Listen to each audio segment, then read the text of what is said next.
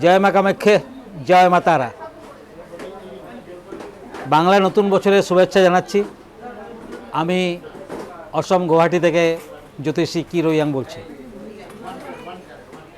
মনে রাখবেন, এই নতুন বছরে কিছু দান ধ্যান করতে হয় এবং নক্ষত্র অনুযায়ী সেটি করতে হয়।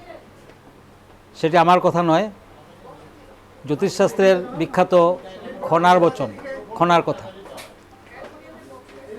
আপনি যদি আপনার নক্ষত্র জানেন যে 27টি নক্ষত্র আছে, তার মধ্যে আপনার একটি নক্ষত্র, সেই নক্ষত্র অনুযায়ী যদি আপনি দান ধ্যান করতে পারেন, তাহলে এই নতুন বছরটিতে আপনার কোনোই অমঙ্গল হবে না।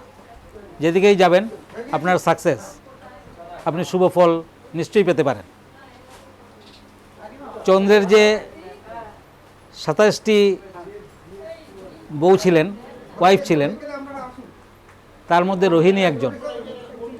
চন্দ্র রোহিণীকেই বেশি ভালোবাসতেন, যার ফলে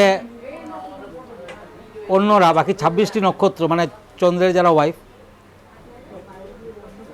দক্ষরাজকে নিজেদের কমপ্লেন জানিয়েছিলেন।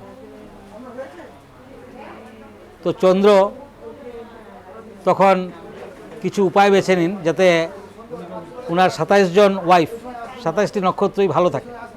আর এই 27টি নক্ষত্রই মানুষের জীবনে ঘুরে ঘুরে দেখা যায়। আপনি যদি আপনার নক্ষত্র জানেন না, কারণ আধুনিক যুগে অনেকে নিজের নক্ষত্র জানেন না, কিন্তু রাশি সবাই জানেন। তাই যে কোনো রাশির লোকেরাই এই নতুন বছরটিতে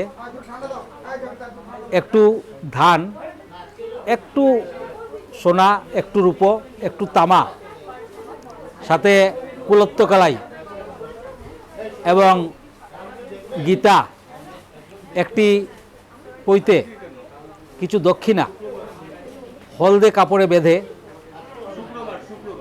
দূরে কোথাও রেখে আসতে পারেন। এবং যখন কাজটি করবেন পেছন দিকে তাকাবেন না, কাজটি করে সোজা ঘরে চলে আসবেন। এটি হচ্ছে বৈশাখ মাসের দান। আপনাকে বৈশাখ মাসের ভেতরেই করতে হবে।